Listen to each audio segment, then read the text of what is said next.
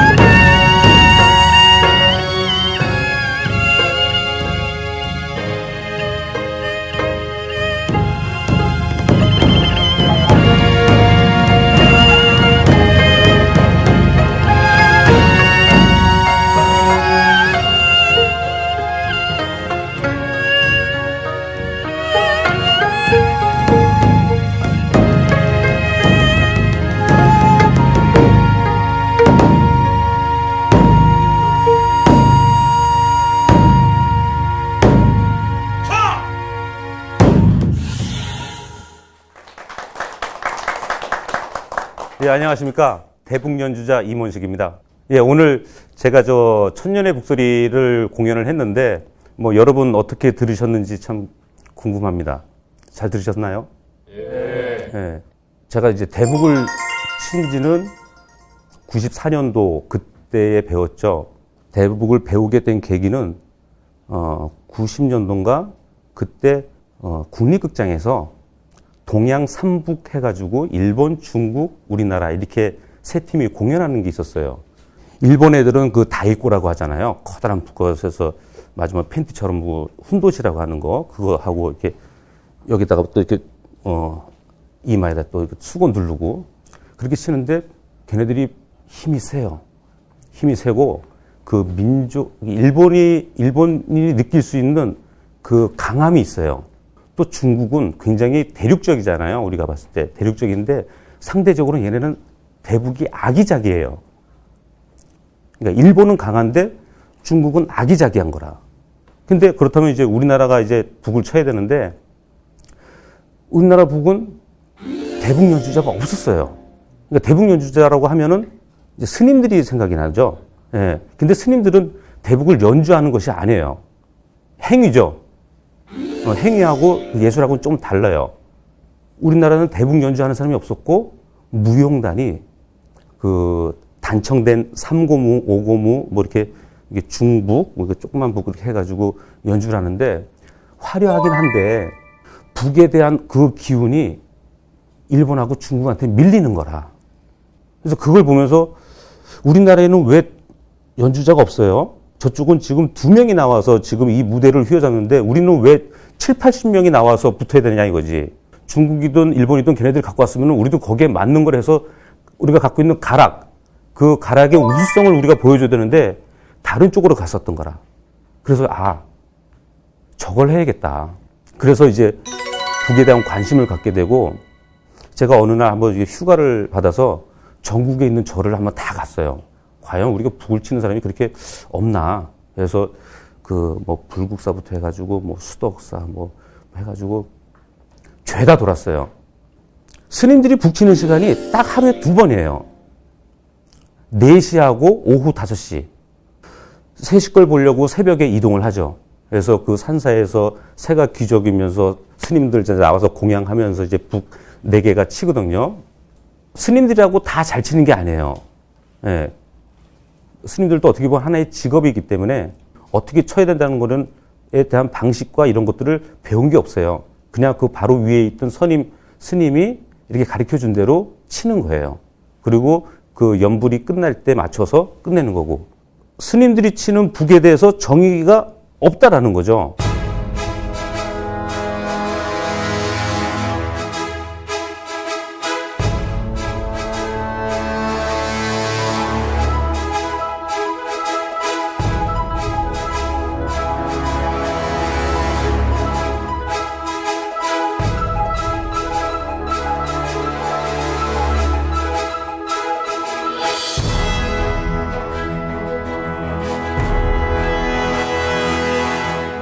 어디서부터 어떻게 쳐야 되는지가 아무도 없는 거야. 그러니까 선생도 없고 스승도 없고 누가 너 이렇게 해 저렇게 해라고 얘기해 주는 사람이 없었어요. 그래서 그 북을 치면서 이 자세가 낫겠다. 또 저 자세가 낫겠다. 그래서 또 책도 보면서 우리나라는 어떤 기마 자세가 가장 안정적으로 할 수 있는 자세다. 상식적인 수준에서 할 수 있는 것들을 하나하나씩 친 거예요. 그래서 북도 가운데 칠 수 있지만은 우리가 북면이 넓잖아요. 왜 저기는 안 칠까? 왜 여기만 칠까? 거기에 대한 또 의구심이 있는 거예요. 그래서 가운데도 쳤다가 양옆에도 쳤다가 모서리 부분도 쳤다가 또 테두리도 쳤다가 막 여러 가지 방법을 동원하는 거죠. 처음에는 북을 치고 그다음에 제가 아까 연주한 거에서 테두리 치는 거 있죠. 그런 것들은 우리가 옛날에 그 중요 무형문화재 20추로 승무에 그 북 치는 게 나와요.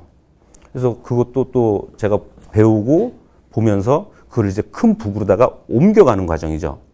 그 옮겨가는 과정에서 북 아니면 테두리였던 거라. 그래서 저는 여기서 아까 제가 막 돌려가면서 치는 거 있죠. 그림은 화려한데, 가락은 화려한데 소리는 그렇게 크진 않아요. 근데 집중력은 굉장히 있다라는 거죠. 그리고 내가 표현하고자 하는 어떤 메시지가 그 안에 담겨져 있어요. 근데 생각만 있었지 막상 처음에 연주할 때는 이거는 불가능한 거였어요. 그 속도에 맞춰서 하자니 이거는 불가능한 거라. 생각은 좋았으나 실생활에서는 써먹을 수 없는 거였어요. 그래서 또 많은 공휴일, 휴일을 다 반납하고 또 연습을 했죠. 하다 보니까 이게 칠날 같은 그 가능성이라는 게 딱 나왔어요. 가능성이 있다 보니까 그 가능성에 대한 타법이라는 거예요. 어느 순간에 손목을 이렇게 돌려줘야 그 속도를 맞출 수 있는, 우리가 한 걸음 걷고 한 걸음 걷는 것이 아니라 한 걸음 걸으면서 그 다음 왼발이 예비 동작을 한다는 거죠. 우리가 3단 멀리뛰기가 아니라 달리기처럼 갔을 때 미리 예비 동작이 가면서 움직여주는 거. 그리고 저도 팔로서 연주를 할 때 어느 순간 어느 포인트 지점에서 그러한 기술을 쓰면은 그 속도가 날 수가 있는 거였어요. 이거 가능성이 있다. 그래서 북 치는 거, 테두리 치는 거, 또 이거 돌려가는 거. 근데 이것도 또 양이 안 차는 거예요. 북으로서 표현할 수 있는 거. 가장 크지만 가장 짧게 강렬한 메시지를 줄 수 있는 게 뭐가 있을까? 그 생각하다가 제가 아까 쫙 붙이는 거 있죠. 그걸 또 생각해낸 거예요. 사실 콜럼버스의 달걀처럼 저건 나도 해야지만 생각을 해내서 그거를 무대에 올려서 그 구수를 거기다가 이제 꽤 넣은 거죠.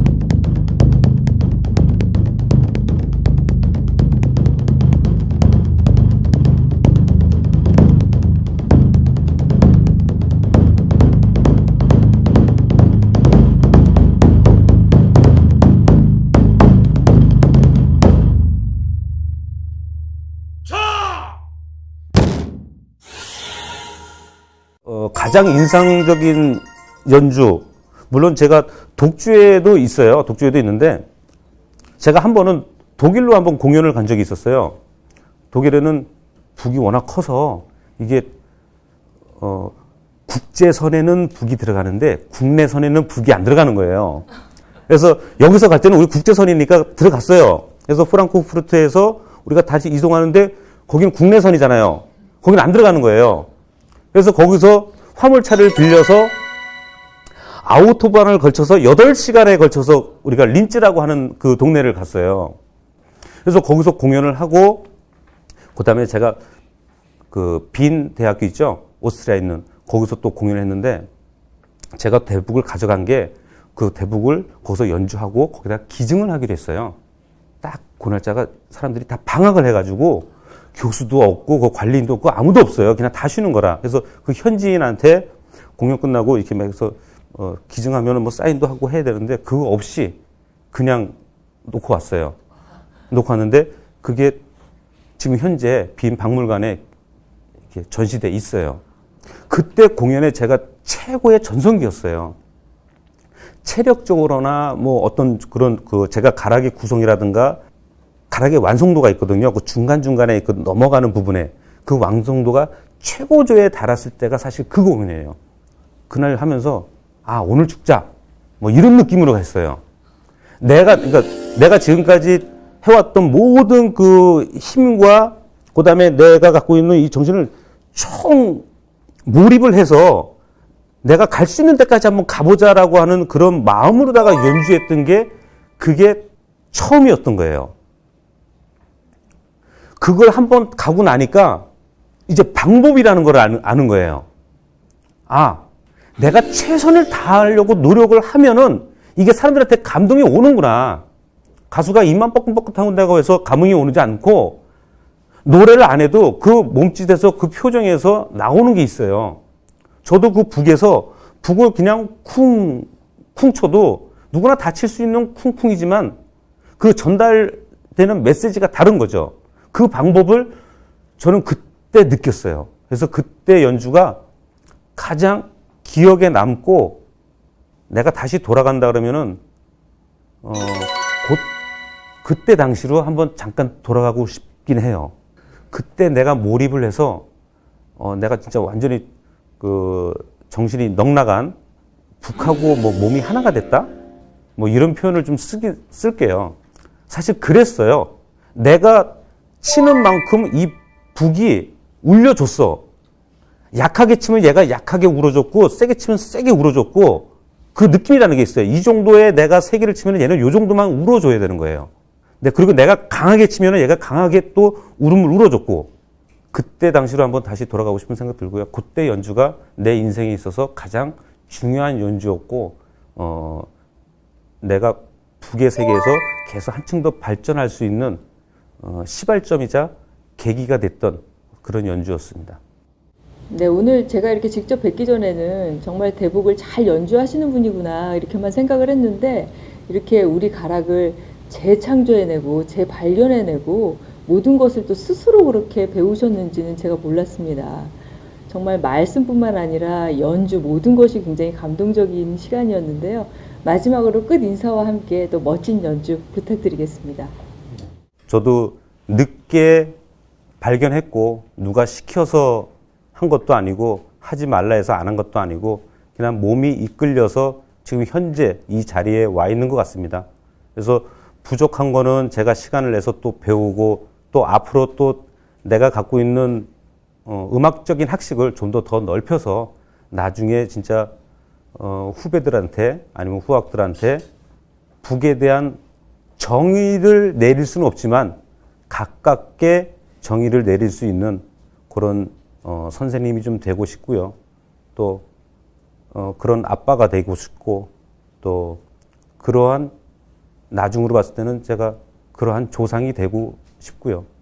내 인생이 어떻게 하다 보니까 북을 사랑하는 인생이 됐네요. 여러분들도 어떤 한 가지에 대해서 사랑할 수 있는 마음, 저의 음악을 통해서 우리가 한 마음이 될 수 있었다는 거, 아까 짧은 시간이었지만 그 시간을 한 마음이 될 수 있었다는 것을 믿어 의심치 않습니다.